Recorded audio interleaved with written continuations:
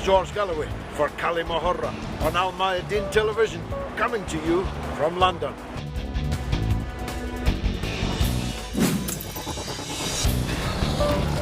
Coming to you from London.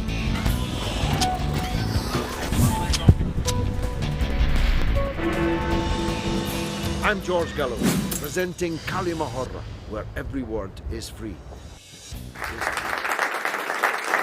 Welcome to Kalima Horra with me, George Galloway, here in London for Mayadeen television. There is the Arab intervention in Yemen. This is a long-standing conflict. Ali Abdullah Saleh was the president of Yemen for 33 years until a popular revolution threw him out. He fled for medical treatment to Saudi Arabia. Now he wants back. And the president who succeeded him, he is in Saudi Arabia. Confused? You might be. You might be, at least if you believe the propaganda barrage which has accompanied this munition barrage, trying to persuade people that this is some kind of proxy war between Sunni and Shia Islam, some kind of proxy war between Saudi Arabia and the Islamic Republic of Iran. But in fact, it's a homegrown domestic civil war. And it's very, very unwise, almost always, to get involved in other people's civil wars. They tried to suggest that none of this would be happening if it wasn't for Iran. But the Houthi militias to which they refer in this particular piece of propaganda were, until the eve of the death of King Abdullah, the late king of Saudi Arabia, fully involved in discussions with Saudi Arabia. Of course, Iran has lent publicity and no doubt propaganda assistance to one side in the civil war. But this war would be happening whether or not the Iranians were providing that kind of informational covering fire. They try to say that it's a war between Sunni and Shia. But in fact, Ali Abdullah Saleh, the president for 33 years, is himself a Zaidi, which is a branch of Shiism. Even the Muslim Brotherhood in Yemen is dominated by Zaydis, a branch of Shiism. There are very few people involved in this conflict for sectarian reasons, except one, Al-Qaeda in the Arabic Peninsula. And so we now have a situation where that old coalition of the killing involves Israel doing the intelligence work, the United States of America doing the targeting work, Saudi Arabia doing the bombing, and Al-Qaeda seeking to profit from it. A pretty gruesome coalition, and one which leaves me in no difficulty at all in deciding which side I'm on. Don't get me wrong. I'm for a national government, a national unity government in Yemen. The Houthis cannot govern Yemen alone. Moreover, they don't even want to. Neither am I in favor of the breakup of Yemen. There are powerful separatist forces who wish to break the country up, and they're on the side of Saudi Arabia, Israel, the United States, and Al-Qaeda. I'm against breaking up Arab countries. There are too many Arab countries already. We've already got 23. The last thing we need is further disintegration. In any case, on the ground, despite the bombing, which is savage, has murdered hundreds, maimed thousands, destroyed much infrastructure and some of the most important buildings in an Arab capital, imagine. Who knew that the Arabs had a powerful army? Who knew that the Arabs had the capacity for joint action? Certainly not the people of Gaza, who were left to drown in their own blood on the shores of the Mediterranean just last summer, when no Arab country could lift a finger to help them. didn't have the capacity, you see, didn't even have the voice to come to a summit meeting and issue a condemnation of it. So the Palestinian people in Gaza were left to die at the hands of an Israeli enemy, whilst the Yemenis are being murdered at the hands of an Arab enemy. Now, there is no doubt that the regime in Saudi Arabia is in deep trouble with the historically low oil price and the ever-increasing population in what I call Arabia. There is no doubt that the corrupt kleptocracy that runs that country and gave it its own family name, just in case you were in any doubt as to whose property it was, they're in deep trouble. They can't keep their population properly prepared. They can't keep them educated. They can't keep them well enough fed, and their public services have dwindled to almost zero. And the people in what they call Saudi Arabia are getting more and more angry about it. The death of King Abdullah clearly provided an opportunity for a change of direction in Saudi Arabia. And there has been a change of direction, but for the worse. Saudi Arabia's policy now, post King Abdullah, is even worse than it was when he was on the throne. So who knows where all this will lead? A substantial proportion of the Saudi armed forces are in fact Yemenis. There are very many Yemenis in Saudi Arabia. And the Yemenis are quite good fighters, you know, not people to be picked on with impunity. So maybe, just maybe, this ill-advised and murderous war will actually lead, like a giant boomerang, to the defenestration of the Saudi dictatorship themselves. As Chairman Mao, the historic leader of China, once said, sometimes the enemy struggles mightily to lift a huge rock, only to drop it on their own foot. That just might be what's happening now in Yemen, in the Saudi-Yemen war. We're gathered here in London, an audience of experts and some gifted amateurs like me. And we'll be letting rip the debate on what's really going on in Yemen right after this.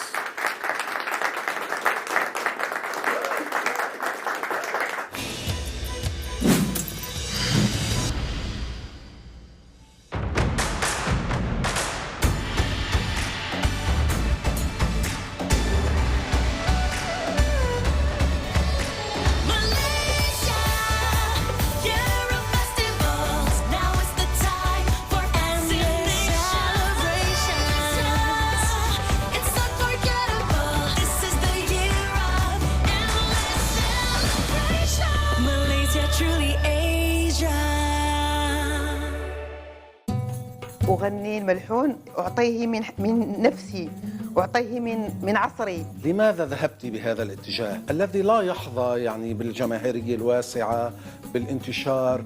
يعني نعم. لأن بالنسبة لي الغناء هو جزء من شخصيتي ويناسب ما أحمله من أفكار. أرحب بالسيدة الفنانة ثريا الحضراوي، أهلا وسهلا بحضرتك. بيت القصيد يأتيكم الثلاثاء 20:30 مساء بتوقيت القدس الشريف.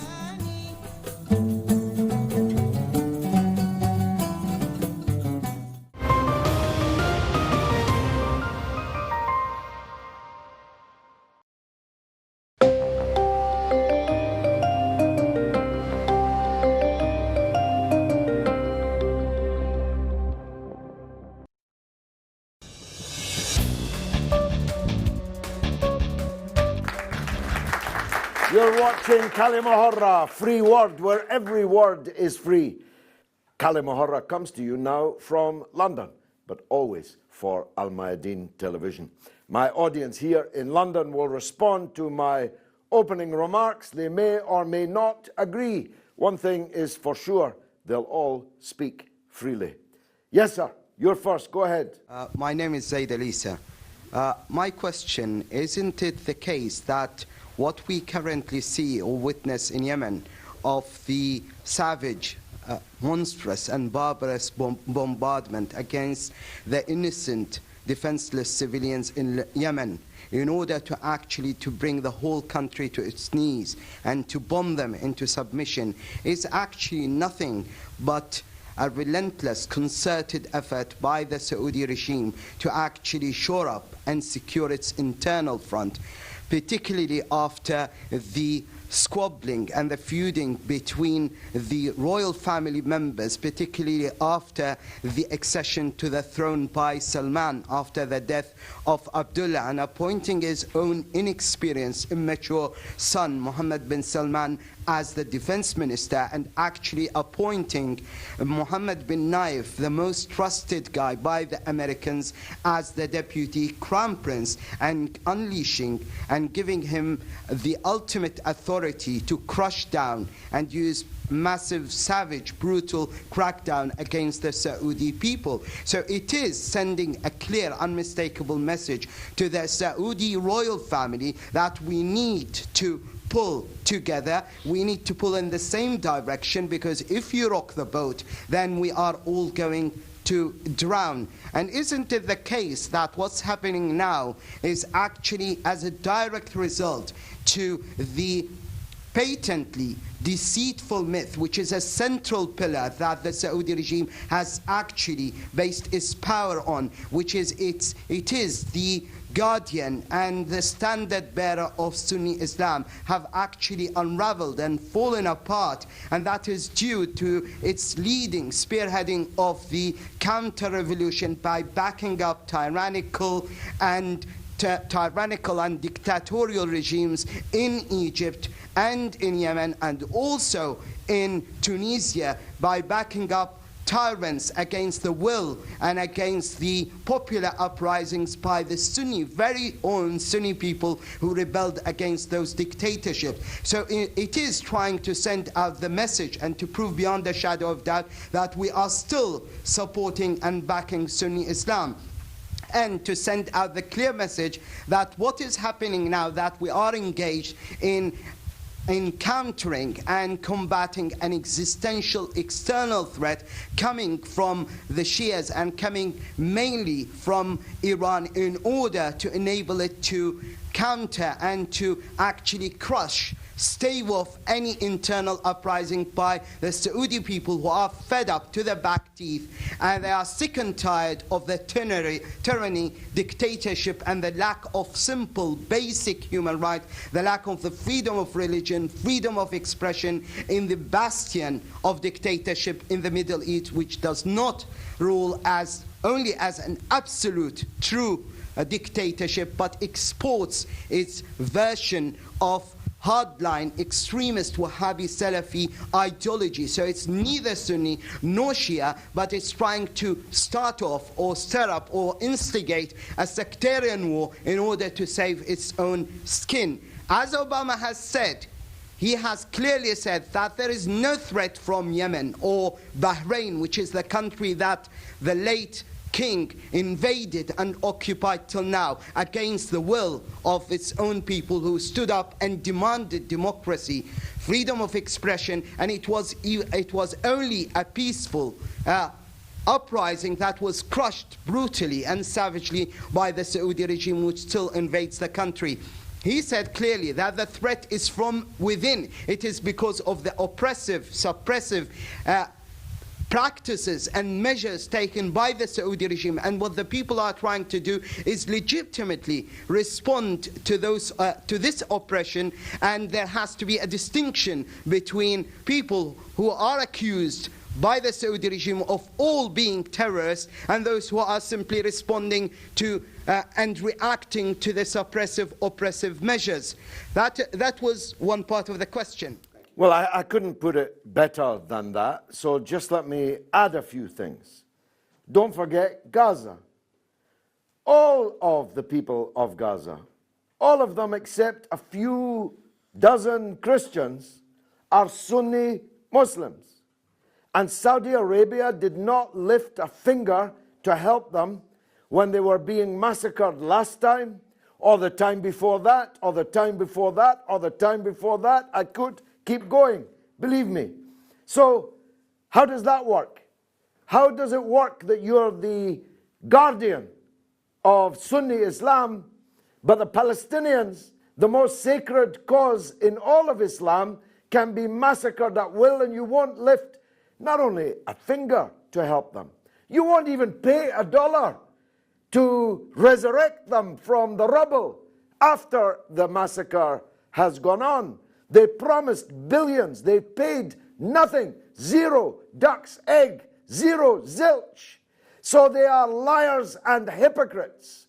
They allowed and cooperated with the Anglo-American invasion of Iraq and the destruction of Iraq. What kind of guardianship of Sunni Islam was that? They are backing the tyrants in Bahrain, even though Sunnis and Shia alike in Bahrain know that this corrupt dictatorship is doomed and doomed to fall. So let's be under no illusion. This rotten royal family has nothing to do with Islam. It has nothing to do with Sunni Islam. It has nothing even to do with Wahhabism. These are hypocrites. If I took you now to the center of London, you'll find them all in the casinos, or worse, in the center of London. They are hypocrites, not Sunnis. And they have intervened in this war in Yemen for the reasons that you mentioned. That they believed that if there was a successful revolution in Yemen, it might cross the border to them. And it still might. Perhaps it already has crossed the border to them. And what are they going to defend themselves with? An army that will not fight for them? An army which has a very high quotient of Yemenis within it. Are these Yemenis going to kill other Yemenis? I very much doubt it. So this is potentially the biggest boomerang ever thrown in Arab history. At least I pray for that. Who's next? Can I add just one? Yes, go on.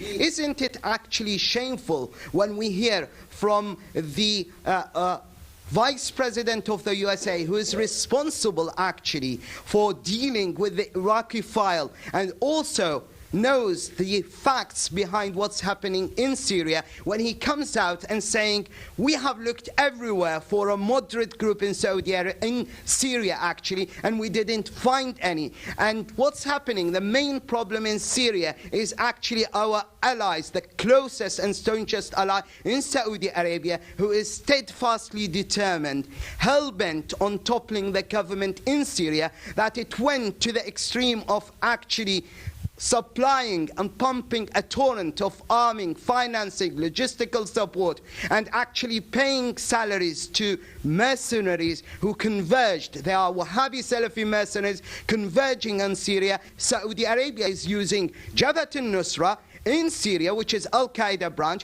using ISIL in Iraq, and have tried actually to use Al-Qaeda in Yemen as their main military arm in order to implement their foreign agenda, and to implement that foreign agenda which is executed on behalf of the United States, and actually going as far as financing the whole agenda in order to turn Al-Qaeda in all its branches as a military wing to implement its foreign strategy.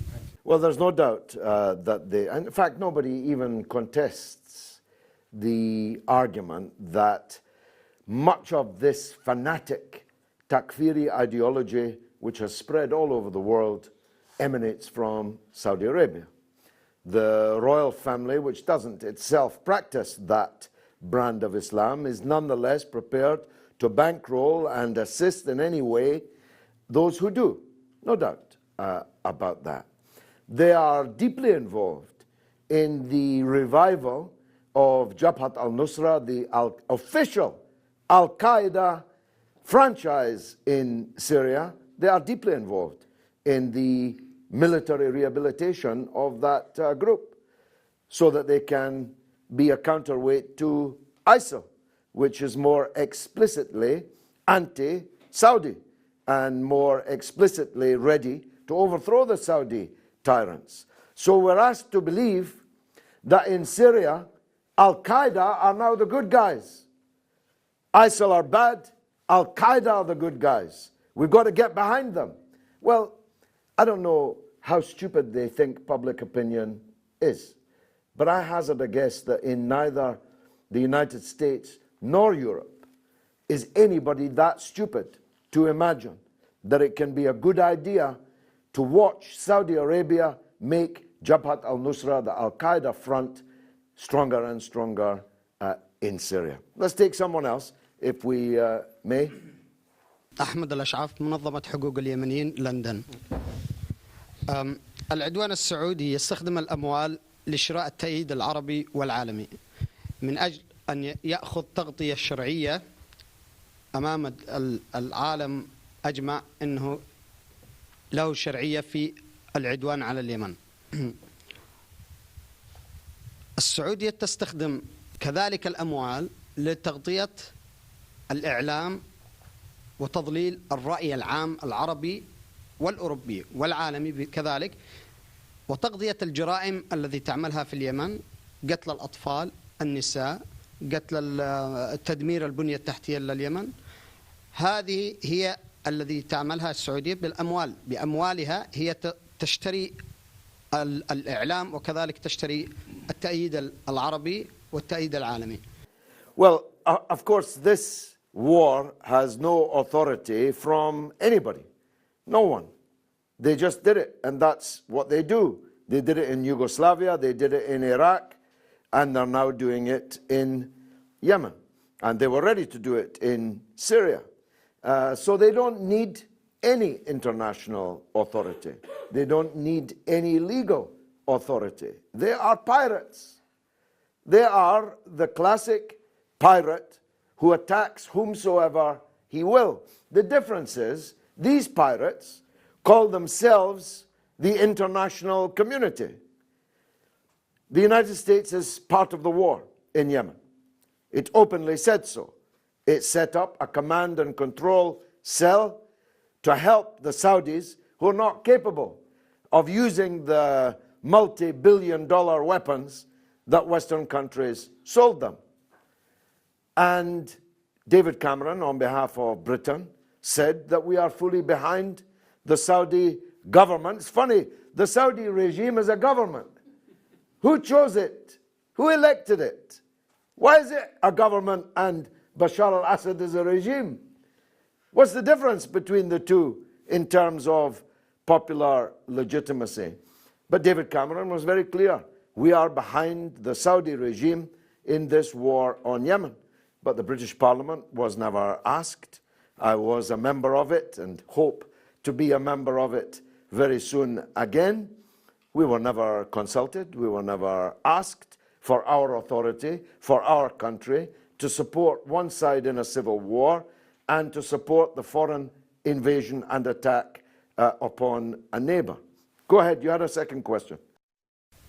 العجيب أنه لا يوجد الآن المنظمات الحقوق الإنسان والمنظمات الدولية لا تعمل أي مساعدات لليمن. يعني المعروف في الحروب في كل الحروب سواء في السابق أنه من أول يوم تتحرك جميع المنظمات حقوق الإنسان والمنظمات الدولية والصليب الأحمر لمساعدة الدولة التي تتضرر من الحرب. لم تأتي إلى اليمن إلا رحلتين للصليب الأحمر. كذلك لم يتحرك الشعوب الحكومات. معروف أنها الحكومات العربية أنها مشتراه بالفلوس وهي الداعمة لهذا العدوان، لكن الشعوب هل تغير الدين اليمنيين تغيرت ديانتهم إلى أن الشعوب لم تتحرك إلى الآن؟ هذه الجرائم كلها لم يشاهدها الشعوب العربية. الشعوب العربية كلها تشاهد الميادين، تشاهد العالم، تشاهد الجزيرة، وتشاهد العربية، تشاهد جميع القنوات سواء المعارضة أو المؤيدة للعدوان. فاليمنيين لحد الآن مستغربين لماذا لم يتحرك هذه الشعوب لمناصرة اليمنيين أو لوقف هذا العدوان الإجرامي الغاشم. شكرا. Well, the people in Britain don't know anything about it. It's not on the news. We do not live in a democracy. We live in a hypocrisy. It's very important. There are too many people out there who think, as you stated, that we stand for human rights. How could that be? Saudi Arabia is our closest Arab ally.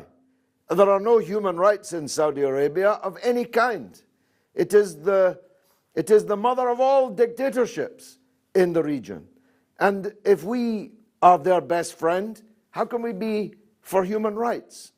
We said that we were bombing Libya for human rights, and then we withdrew the safety patrols from the Mediterranean so that thousands of people could drown in the Mediterranean, fleeing from the war which we waged against Libya, which is now broken up into a dozen fiefdoms and where endless war is the prospectus. So don't wait or expect anything from these Western hypocrites, because their interest in Saudi Arabia has nothing to do with Islam, nothing to do with the holy places, nothing to do with Sunni or Shia. It's to do with oil and wealth and control of that oil and wealth.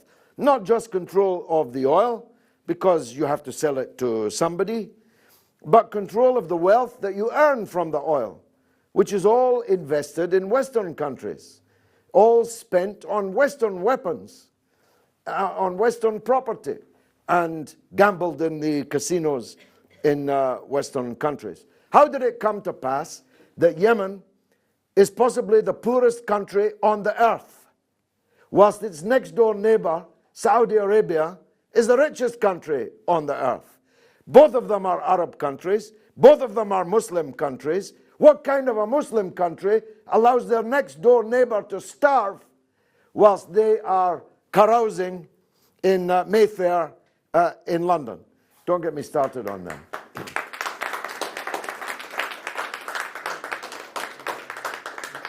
This is a spirited discussion about the Saudi American-Israeli Al-Qaeda war on Yemen. I know that's quite a big mouthful, but you have to swallow it, because that's the reality.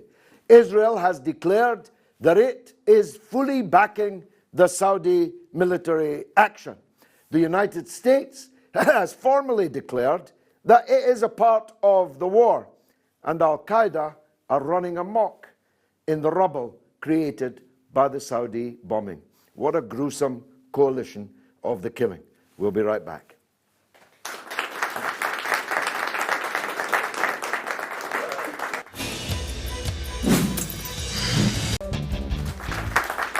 You're watching Kalima Horra on Mayadeen television with me, George Galloway, coming to you from London. We're discussing the war on Yemen, who is behind it, what they're up to, and where it's all going to lead. I have a very distinguished audience here in London, experts all, and you're the next one. Go ahead, sir. أهلا جورج، معك جلال فيروز عضو مجلس النواب البحريني سابقا. سؤالي هو طبعا من ناحية القانون الدولي. ميثاق الأمم المتحدة واضح في مادته 39 التي تقول بأنه لا يحق لأي دولة أن تقوم بهجوم على دولة عضو في الأمم المتحدة، وذلك يعد عدوانا صارخا، وفقط لا بد أن يتم الرجوع إلى المجلس الأمن. أيضا المادة 56 من ميثاق الأمم المتحدة واضحة بأنه في حال إذا كان هناك عدوان يجتمع مجلس الأمن ويقر أن هذا هو يعد عدوانا، ومن ثم يستطيع أن يستخدم مجلس الأمن ويستخدم المادة 7 من يعني ميثاق مجلس الأمن لكي يعني يحاول أن يوقف ذلك العدوان، وفي حال إذا توقف ذلك العدوان يتم الكف عن ذلك الهجوم. الذي نلاحظه اليوم بأنه رغم أنه هذه قرارات واضحة إلا أنه لا، العالم واقف مع المملكة العربية السعودية، ونجد بأنه حلف الناتو معها ويساندونها، وهناك يعتبرون بأن هذا العدوان السعودي له شرعية معينة، ونجد بأنه يعتبرون بأنه صحيح أن في اليمن هناك ثورة، ولكن كانت هناك حملة ضد شرعية ما، رغم أننا نعلم بأنه السعودية نفسها ساندت الانقلاب ضد الشرعية في مصر، وكذلك نعتبر مثلا إذا كانت حكومة شرعية موجودة في ليبيا عندما قاموا المجموعات المتشددة والسلفية بالانقلاب على أو إقامة ما يسمى بالثورة، ساندتهم حلف الناتو. كذلك يعني في كل الأحوال نجد بأنه المملكة العربية السعودية تحشد العالم، وهناك نوعا ما تفهم وأيضا مشاركة لهذا العدوان. ألا تعتبر بأنه ربما العالم ينظر بعين أخرى بأنه هناك شرعية، هناك مشروعية إلى ذلك؟ Well, Your Excellency, not only do I not want to convince you of that, I want to dissuade you of your illusions in international systems. I could talk for the rest of the night. The Palestinian territory of the West Bank and Gaza and Jerusalem and the Syrian territory of the Golan was seized by force illegally in 1967. And two resolutions, 242 and 338, were promptly passed, and none of them have been implemented. And if you'll forgive me one discordant note, you're asking me why the people of the West are not protesting about the annihilation of Arab Muslims in Yemen. Isn't that a question better addressed to the East? Isn't that a question better addressed to the Arabs and Muslims whose people are being massacred? I think you'll agree with me that it is. But sorry, I want to add one thing. I'm glad you reminded me of it. I should have said it in answer to the gentleman's first question. These people who are parading as the guardians of Sunni Islam are the very people who destroyed the Muslim Brotherhood government and its president, President Morsi, in Egypt. This was the very first ever elected Islamic government which came to power in the greatest of all the Arab countries, and from its first day, Saudi Arabia was plowing billions of dollars into its destruction. And now we have the actual president of Egypt behind bars facing death, and the tyrant who was overthrown in Egypt out of prison and living in luxury in his own villa. So is there anybody out there who seriously believes that Saudi Arabia somehow represents Sunnis, somehow cares about Sunnis? If there is, I'd really like to give them a shake and ask them to wake up. Who's next? Yes, please, yes. Yes. طبعا المملكة العربية السعودية استطاعت أن تقوم بعدة أعمال دون أن يتم ملاحقتها، وهذا الذي يؤدي بأن تقوم بهذا العدوان على الشعب اليمني. غزت بلدي البحرين، وبدأت في هدم المساجد هناك وانتهاك الحرمات، وشاركت في يعني جنودها شاركوا في القتل والتنكيل ومحاولة إسكات الثورة الشعبية هناك، وكانت طبعا الناتو والدول الغربية مساندة إليها. كذلك عندما قامت بأفعالها سواء في مساندة التكفيريين والسلفيين في سوريا وفي العراق بما لا يجد يعني لا يكون هناك مجال للشك.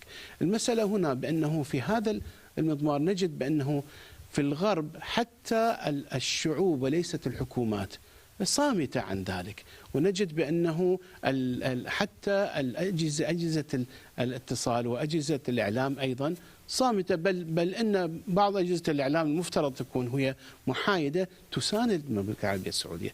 فهل هذا معناته بأنه يعني الآن القانون الدولي تغير، النظام العالمي صار نظام جديد، بأنه الغلبة للأقوى والغلبة لما يسمى المجتمع الدولي الجديد. لذلك ربما من الأفضل أن نسكت عما يتعرض إليه الشعب اليمني، لأنه حقيقة هناك الأطراف الأقوى التي هي لديها الحل والعقد والأمور مستتبة بالنسبة إليها في العالم، حتى بعض الدول الأخرى مثل روسيا وغيرها أيضا صامتة عن ذلك. فألا ترى بأن المفترض خلاص يعني نستسلم عما تتعرض له الشعوب من عدوان من هذه الهجمة؟ Well, I believe that their days are numbered. Of course, in the life of a man or woman, these years that pass are a long time and a significant time. But in history, they are the blink of an eye. This tyranny cannot exist forever or for much longer, in my opinion. The internal contradictions within their very own policy are going to eat them. They are supporting takfiri fanatics, heart eaters in Syria, who would like to eat their own hearts. They would love to get their hands on King Salman's heart, la samahallah. They would like to eat it. And their policy is to throw money and weapons at people to fight somewhere else. But this beast that they are creating will one day devour them. We should know, because we did it in Western countries throughout the 1980s in Afghanistan. We gave billions of dollars, hundreds of thousands of tons of weapons, and unlimited publicity, informational backing to the people who became the Taliban and the Al-Qaeda. We know this, that when you build a Frankenstein, you lose control of it. That's why it's called a monster. Who's next? Thank you very much, Mr. Galloway. My name is Agha Abbas. I had one question, which is, we know who the Saudis are. We know how they took over, the holy places back early in the 1900s. But considering that, why are they still revered so much as the legitimate, caretakers of the holy places in Islam? Well, I don't think they're revered by anybody. Anybody who has made Hajj, who has gone to Umrah, generally doesn't come back singing the praises of the people who run Saudi Arabia. None of the Muslims or others that go to work for them as their domestic servants generally leave the country singing the praises of the oligarchs who have employed them. The Western countries hold them in absolute contempt. They are good customers, and they are prepared to kiss their noses, but nobody should confuse that with affection. These people are, one of my first parliamentary duties in the 1980s was to be part of a parliamentary delegation led by the then Lord Pym, former foreign minister in Mrs. Thatcher's government, to Saudi Arabia. We met all the kings and the leading princes. Lord Pym, I hope I'm not being unparliamentary by revealing, was a prodigious drinker of alcohol. And we had no sooner installed ourselves in the official guest house when the Saudis shipped in an entire bar for Lord Pym and the other parliamentarians, except me as a non-drinker, to drink themselves silly as soon as they got there. And after they'd had a few drinks, Lord Pym called us round and he said, look, this trip is a farce. We're supposed to convey to the Saudi leaders that we are most concerned about the television program Death of a Princess, which had just been put on British television and caused a lot of angst in the upper reaches of Saudi Arabia. And he said, this is soft soap. We're here to rub up some soft soap because these people are very, very good customers. And at that time, they had just bought from British Aerospace tens of billions of pounds worth of weapons. That's all the Saudi leadership are for the British ruling class. They don't care if they're Sunni or Shia, and they don't know the difference. They don't care how many times they pray, how much they fast. They don't give a damn about any of that. These people, Western leaders, don't believe in the prophets, peace be upon them. They believe in the prophets and how to get a bigger piece of them. That's their game. Who's next? مرحبا جورج. أحمد المؤيد، اليمن. سؤالي هو: الكل يعلم أن تنظيم القاعدة موجود في اليمن منذ عام 1998 تقريبا. نشأ التنظيم في اليمن، ثم بدأت الحكومة تحارب هذا التنظيم، ولا زالت الحرب تقريبا إلى هذه الأيام. لكن بعد انطلاق العدوان السعودي على اليمن خفتت الأصوات. لم نعد نسمع عن تنظيم القاعدة في اليمن، تبخر كأنه غير موجود. لدينا مسمى آخر لتنظيم القاعدة، أنصار الشريعة، وكانوا يحتلون المدن مدينة بعد أخرى.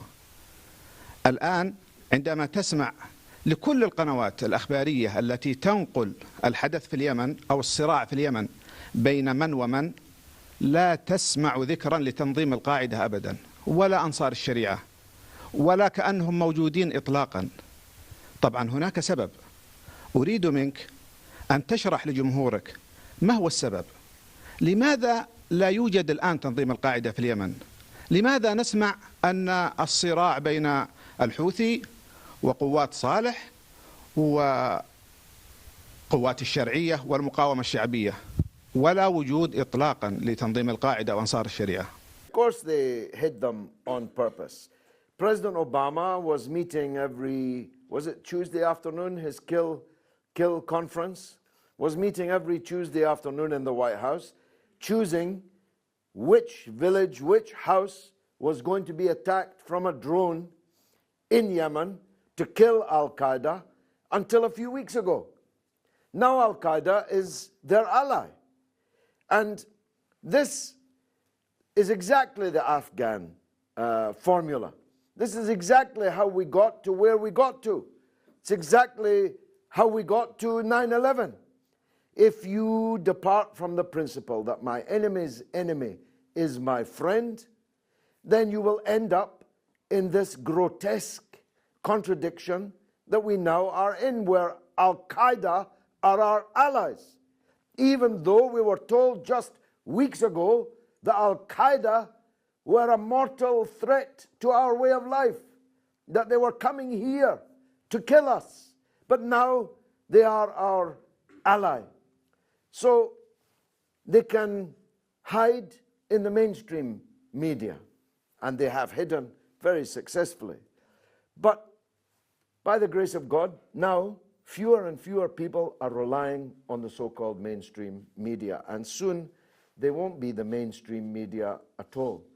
The truth about Yemen is available if people look for it, and more of them are looking for it.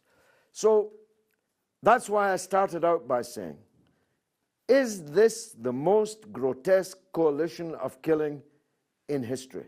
There's a lot of competition for that title. But a coalition that involves the British and American governments, Israel, Saudi Arabia, and Al-Qaeda, it's up there. That's all I'm saying.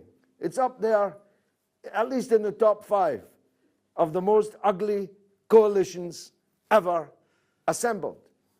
But every one of those has a contradiction within them. Al-Qaeda was founded by Osama bin Laden, who was a Yemeni. The Saudi armed forces are full of Yemenis. Israel is against all the Muslims and all the Arabs and just wants to keep them fighting each other. The United States doesn't know where it is. Is it trying to make peace with Iran, or is it trying to make war with Iran? It's lifting the sanctions on Cuba and putting the sanctions on Venezuela. President Obama, is he in power or not? The Republicans would appear not to agree that he is the president of the United States, and certainly Netanyahu doesn't accept that Obama is the president of the United States at all. As for Britain, well, we can't even pay our national electricity bill. Our old age pensioners are shivering to death in the winter time. We are a country falling apart at the seams, bankrupt, but we're always ready to join a new war. Not yet a shooting war in Yemen, but after the election, I'll bet you, if David Cameron is the Prime Minister, that we'll be bombing Yemen too. We'll be back with the rest of the debate right after this.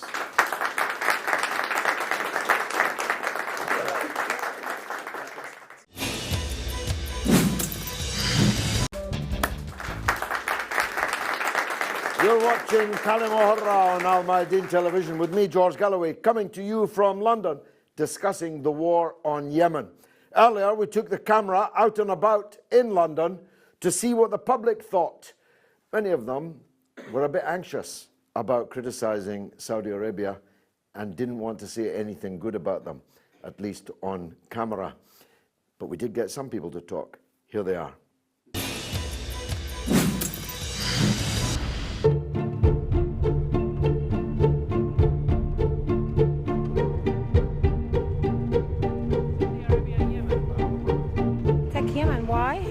I don't know, I'm not aware, I'm sorry. Well, really, I have no idea. No, I don't know about it. It's a pity anyway. Because they're their own interests in the region, I would imagine. Power. I think Saudi Arabia, they just attack Yemen because of they don't think about the people. They think about only to get what they're looking for themselves. Saudi Arabian, no, I not accept this, you know. This is not fair, you know. It's not fair. What do you think is not fair? Because this is you attack the women and children, you know, and women and children don't do anything.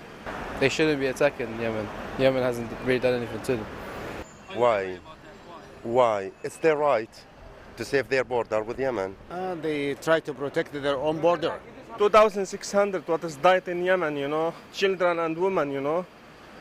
This is not fair war, you know. Yeah, because America you do it. America you pay for Saudi you do it. What do you need in Yemen? Of the Houthi, they try to take over, and this is wrong. This is very wrong. They should give the democracy to Yemenis people themselves. Saudi Arabian angry because they won't use the Yemen, you know, want to leave the people from Yemen, don't have money, don't have it, you know, want to do power for these people, you know. Petrol, Saudi give petrol, give money, they will not be involved in these things.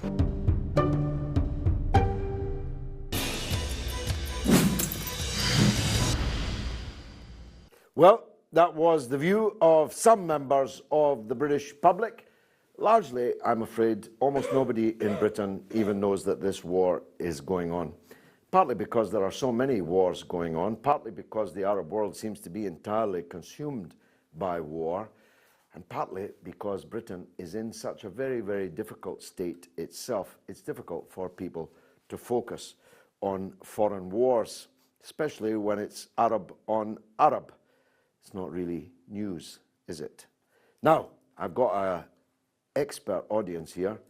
This gentleman is next. في أحد الأيام تحدثت مع مذيع في قناة مشهورة وسألته لماذا تسمون داعش بتنظيم الدولة الإسلامية؟ فقال قوانين الحيادية عندنا صارمة وبالتالي نسمي الجهة أو الشخص بما يسمي به نفسه، فداعش نحن نسميها بتنظيم الدولة الإسلامية. فبدأت أستغرب لماذا هذه القنوات نفس القناة وقنوات أخرى عندما تتحدث عن طرفي الصراع في اليمن يقولون الحوثيين وجيش صالح ضد القوات الشرعية والمقاومة الشعبية. فهل تعتقد برأيك أن هناك سببا وراء هذا، وخصوصا أن الجيش اليمني له صفحة رسمية على الإنترنت وله ناطق رسمي ويسمي نفسه الجيش اليمني، ولم يحدث يوما أن علي عبد الله صالح قال هذا جيشي أو خاطبهم في خطاب له يا جيشي أو كذا، ولم يحصل أيضا أن الجيش اليمني قال نحن جيش علي عبد الله صالح، هم يسمون أنفسهم الجيش اليمني، ورغم ذلك هناك تعمد في تسميتهم بقوات صالح الحوثيين وهكذا. هذا سؤالي، أريد رأيك، ما هو السبب وراء هذه المسميات الغريبة؟ Thank you so much. Sure, I think there's a reason, and I think you know the reason. They want to establish a narrative.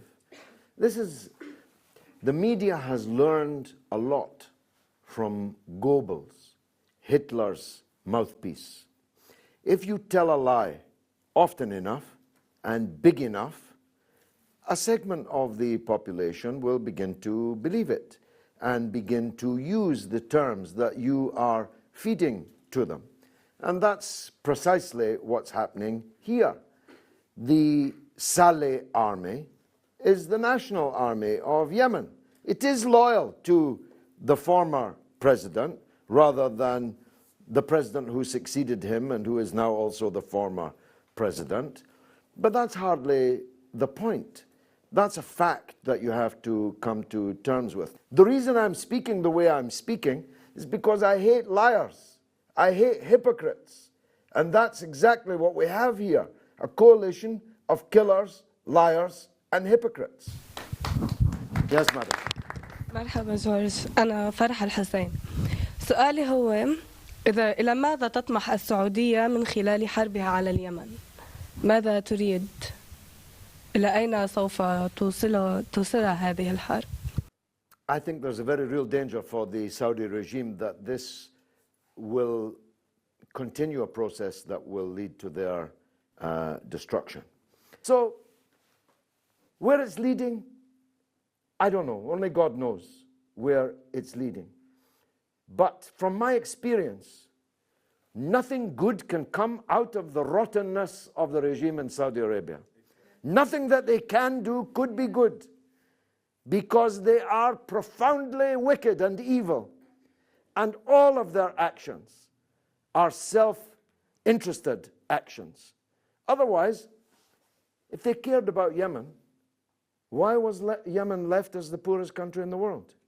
Why didn't they use the money that they are investing in Marbella in Spain? Why didn't they invest it in Yemen? The money they have in the American banks, why didn't they feed and build the people in Yemen? It's your next door neighbor. It's not rocket science. If you're really rich and your next door neighbor is hungry, that's dangerous. Better to help your next door neighbor. Never mind morally, but in terms of they are trying to weaken Yemen. Yeah? They are weak in Yemen. Weak? Yeah. They're breaking Yemen. The Yemenis will never be weak. Yes, they are strong, but they're trying. They think they can break. The Yemenis are showing now. Yes. Now that they're never weak. They're not. It's the Saudis that are weak. Yes, because they can't do anything. Their leaders can't walk. The Saudi leaders cannot walk from here to that door. Yeah. They need somebody to carry them. Exactly. On their sedan chair. They're the ones who are weak. They are. Not the Yemenis. They are. Victory to Yemen, inshallah. Inshallah. Yes. Evening, George, Mr. Galloway. Should we look back in history? If you go back to the Cold War, for example, America and USSR were going to have a war in the 60s over the Cuban Missile Crisis because America was threatened by the missiles in Cuba. Same thing with the Shia or the Houthis in Yemen. Saudis feel a threat. So, like what countries do, if there's a threat, they will get rid of it. So they're doing what any other decent country or any other country would do. They're getting rid of a threat. End of the day, we can talk about, the rights of this, the rights of that, but Saudis do feel threatened from the Shia population or the Houthi uprising, which is obviously being supported by a third country called Iran. And I don't, they're causing problems, not just in Yemen, but they're causing problems all around the area. In Pakistan, they're doing it. They've done it in Afghanistan. They did it in Bahrain. Yeah, they're doing it everywhere. So we can't just say, oh, why is Saudi Arabia doing this? Why are they doing that? They have a general threat on their border. And any other country, they will get rid of that threat. Well, it depends if you think that the tyrants of the House of Saud deserve to be called they. If you think that they represent the people of Saudi Arabia, I'm not sure how you reach that conclusion. Certainly no one ever cast a vote for them. No one ever chose them. They have no democratic legitimacy of any kind. They run the world's grimmest dictatorship. They do not tolerate human rights or civil liberties of any kind. For me, such a regime deserves to fall and will fall. Secondly, if the Houthis were such a threat to them, why were they still in Riyadh at the royal court the day before the death of King Abdullah? Why did Saudi Arabia give financial and other support to the Houthis? The idea that a country has the right to invade another country and kill whomsoever happens to be underneath the bombs is not only, of course, illegal, but it's utterly immoral and utterly counterproductive. It is not going to preserve the Saudi dictatorship's role. It's going to bring about the end of the Saudi dictatorship. So if you're here as a supporter of that regime, let me give you some advice that you might pass on to them. And my advice is this, that these actions that you have been taking, supporting Al-Qaeda, then ISIL, now bombing Yemen, are bringing the day of your destruction ever nearer. Go on. Firstly, I don't support the regime. And yes, I agree with everything what you said about them not being elected. And they are an evil regime and an evil family, etc., etc. But the point is, it doesn't change the fact. At the end of the day, the Houthis are being supported from Iran. In what way are they being supported? Let's deal with that. If you can pick up history. If you look at any insurgent group, right? It could be the Sri Lankans, it could be the TTP, it could be any insurgent group. They always get supported from outside. And it's an open secret that the Iranians are supporting the Houthis. Who's supporting the Palestinian resistance? That's a different discussion. Oh, why? That's a different discussion. But why?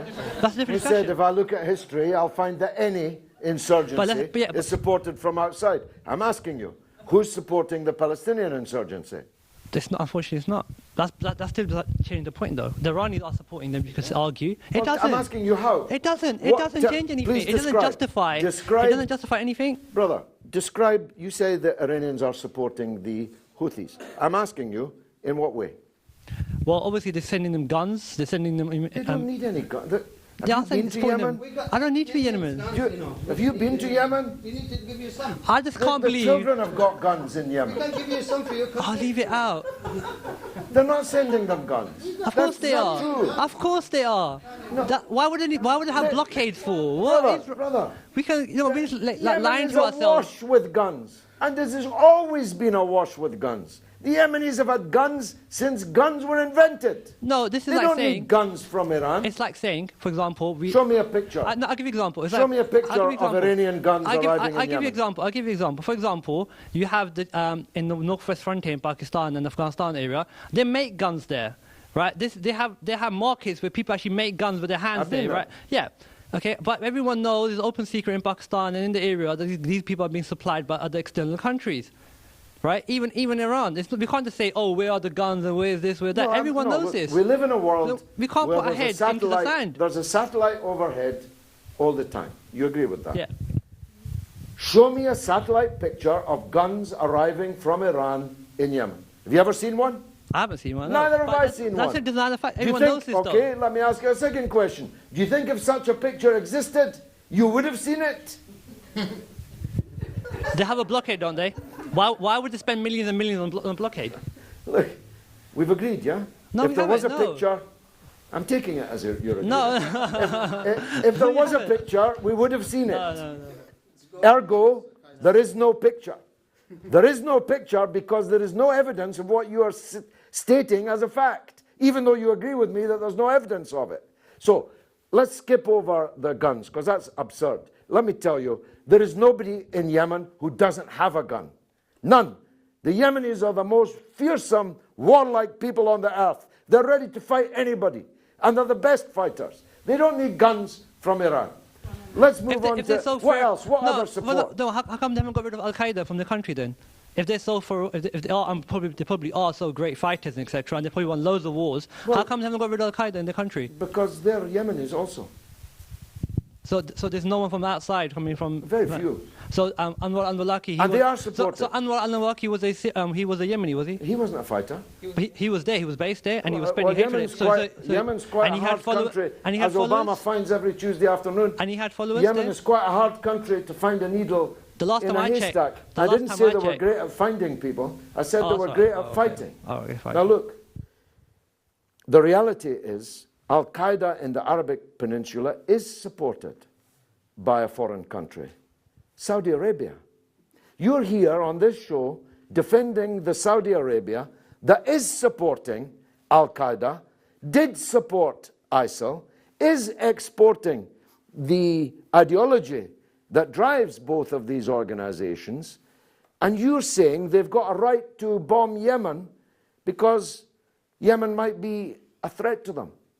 I hope, by any means, I pray to God that some constellation of force arises that will destroy this regime in Saudi Arabia, because I love the people of Saudi Arabia. They deserve better than the tyrants who are ruling them. I agree with you, that's fine. It's a hot debate here. Kalima Horra, the show is called. Every word is free, even where I disagree with them. But if I do disagree with them, I'll let them know. We'll be right back.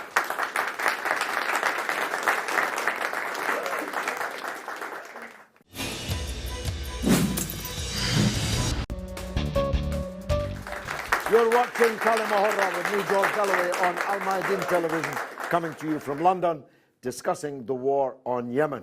The lady at the back, please. Thank you, George. So I've often heard you talk about this Sunni Shia issues, or the Saudi kind of propaganda war against Shias and anybody who doesn't subscribe to their ideology. And it causes me distress to some degree, because you're right, in essence, and you're one of the few who actually stands up and speaks the truth about Saudi. And I don't want it to be true, because I did grow up seeing them as the custodians of the holy mosques and, you know, the ultimate kind of the leaders of the Muslim world, which they're not in any sense. So you are right about that. And then I guess I don't know if there's a question at the end of this, but it's just my thought. So then seeing you and hearing you speak over the last few years has actually, it's helped me, because it's made me look into the Middle East more so. And I think, in my opinion, the Muslim Brotherhood were probably a group led by Morsi who had I'd say that, I wouldn't say correct ideology, but the most reasonable ideology in terms of what the Muslims around the world need in terms of leadership. And I'm beginning to think that everything that happened in Egypt was obviously Saudi and the West led, because Saudi saw the Muslim Brotherhood as a threat. And I think anybody or anything that is a threat to Saudi, it is going to fight. And if that means it fights with this kind of concept of they're Iranian, they're Shia, so we have to fight them because they're after Sunni Islam, then that is just a reason and an excuse, do you think? Well, I think that's a very powerful series of points that you have made. My wish is that not many Sunni Muslims will fall for their propaganda. My suspicion is that quite a few have already done so. That's just what I hear on the street, as it were. It doesn't bear any examination. As I think I've established in this show already, all the Muslims in Gaza are Sunni, and none of the Sunni regimes did anything to help them, and won't even give money, of which they're not short, to rebuild Gaza. Gaza's in the same state today as it was last summer. And you know exactly what that state is. They say they're the leaders of Sunni Islam, but they destroyed the elected presidency of the government of Egypt, the greatest Arab country, and they began that destruction on the first day. They can't say it's because Morsi made mistakes. He did make mistakes, a lot of mistakes. Indeed, every mistake he could have made, he made. But he was the elected president and he only lasted 12 months. And they started to try and destroy him on the first day of his presidency, before he'd made any mistakes at all.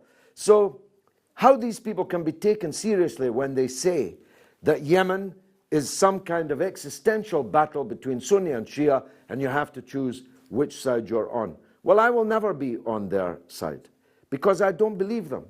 And I don't believe that what they're saying is the truth. And I hope that one day people's eyes will be opened in this. Yes, sir. Gentleman at the end. Hi, George. My name is Akib. I'd like to ask you, you mentioned how Saudi Arabia is bombing Yemen and the Houthis, and it's nothing to do with Sunni and Shia, and that's irrelevant. But I think there is an existential threat to Saudi Arabia now, and it's no small part due to their own mistakes that they've made, and they're in a massive geopolitical mess now. They've got ISIS on the north, in the Syrian side. They've got, and the Iraqi side, they've got Shias in Bahrain, okay, which are anti-Saudi anyway, okay, even though that's not the issue here. But and they've got the Houthis, who are probably going to be anti-Saudi as well, if they do succeed in Yemen. And they have a substantial Shiite minority in their own country also. Exactly, and they have it in their own country as well. So the end game here is possibly going to be that this could lead to the end of Saudi Arabia, and that's my initial thoughts as well. When this bombing campaign started, the first thing that came to my mind was that if this backfires, this could bring down Saudi Arabia very quickly. And they've been desperately trying to get Pakistan involved into this mess as well. And you know, they even went so far as to use their media outlets to say that Pakistan's joined into the bombing from day one, even though that was not the case. And now they're desperate for Pakistan army to come and help them invade Yemen. So they are feeling the heat now, and they've made lots of mistakes over the decades, not just the last 10, 15 years, but since the last 30 or 40 years, they've been screwing over the entire region, literally. And they, you know, it's their chickens are coming home to roost now. So how do you see this panning out in the future, that if the Houthis do become successful, and they've got all these enemies on all the other borders as well, which they've created themselves, because they've been interfering in other people's business in the entire neighborhood, and they've been playing a game which is, you know, entirely at odds with their own self-interest, and it's just causing them huge problems. How do you see this ending? Well, it's brilliantly put. I did say we had an audience of experts, and you're all proving it. Saudi Arabia cannot invade Yemen. In fact, all invasions of Yemen end badly. And Saudi Arabia does not have the army that can invade and occupy Yemen. And even if you invaded it and occupied it, what next? Are the people going to lay down their 8 million weapons? No. You'll be then an occupation army, like the British and American occupation army of Iraq. And look how that ended. And they were a lot more powerful and armed force than Saudi Arabia has. Who hasn't spoken yet and would like to come in? Yes, sir, please. Well, you have already given your thoughts about the question I was going to ask. If you can elaborate a little bit. My question is, Saudi role is obvious in Syrian and now in Yemeni conflict. What is your opinion? What, in your opinion, is the Iranian role? How does Israel fit into the picture? The Iranian role or the Israeli role? Or both? Both. Both, yes. Both. Okay. I've hardly ever been to Iran. I hardly know any Iranians. I'm not a Shiite. I'm not a supporter of the internal political regime in Iran. But the reason that Saudi Arabia is petrified of Iran is not because it's Shiite. They had great relations with the Shah of Persia, but because they're revolutionary. Because they want to turn the existing situation upside down, because they believe that the existing situation is rotten to the core. And they're right about that. What did Iran do in Gaza to try and make a single Sunni Palestinian become a Shiite? Nothing. Are they distributing pamphlets asking people to convert? Are they building Shiite mosques? What have they done wrong in Gaza? All they've done is give guns so that the Palestinian people can defend themselves against one of the most mighty armed forces in the world. Shouldn't we be grateful that Iran did that? I know why Obama's not grateful. I know why Netanyahu's not grateful. I know why Cameron's not grateful. But why are we not grateful? We know the truth. And we should not allow people, for sectarian reasons. We have differences with Shiism. We have differences with Shia. Doctrinal, historical. But are those differences greater than our differences with Netanyahu and with Britain and America? Surely not. Yes, the young man here. I just wanted to pose a question actually to any supporters of Saudi Arabia. What good has Saudi Arabia actually ever done? It's been blessed with this sea of resources. It's swimming in a sea of gas and oil, and it's got so much wealth. If it wanted to, trillions and trillions, if it wanted to, it could stop this line to Western countries, to Israel tomorrow, and the Palestinian people would be free. And they've done nothing. They've done nothing for the Palestinian people. They've done nothing for the Iraqis when they were under sanctions and when their country was invaded. They're doing nothing for the Yemenis right now. They could have done so much, but they've done nothing, absolutely nothing. No good whatsoever. Bravo. Well said. Well said. Let's take... did you want to come back on me? Yes, go ahead. Just one question connected to the question I asked already. What can be the long-lasting effects of upheavals in Syria, Iraq, and connected to it also Afghanistan, and now in Yemen? Well, I don't think that the course of these battles is settled yet. The Syrian regime is not going to fall, but neither is it going to triumph. The Bashar al-Assad, the president, is too strong to fall, but he's not strong enough to win. And so we are in for a long, long war of attrition in Syria. I'm sorry to say, as someone who loves Syria very much, and its people and its ancient civilization, there's a whole lot of dying going to continue in Syria. The struggle in Afghanistan has not yet begun. As soon as the foreign forces leave, the struggle in Afghanistan will begin, and the most likely outcome is the balkanization of the country with the Taliban in control of large parts of it. Quite like, actually, the situation that existed before we invaded 12 years ago and spent hundreds of billions of dollars and cost tens, maybe scores of thousands of lives ago. We'll be back to the status quo ante. So, no one can tell the future. Only God knows the future. All I know is what is right. And what's right is to oppose imperial domination of the Muslim lands, imperial theft of the Muslim resources, and anything which allows that domination and that theft to continue or intensify should be opposed. And all tyrants, their day will pass, and the people, inshallah, will rule. This has been Kalima Horra with me, George Galloway, for Al Mayadeen Television from London. Good night.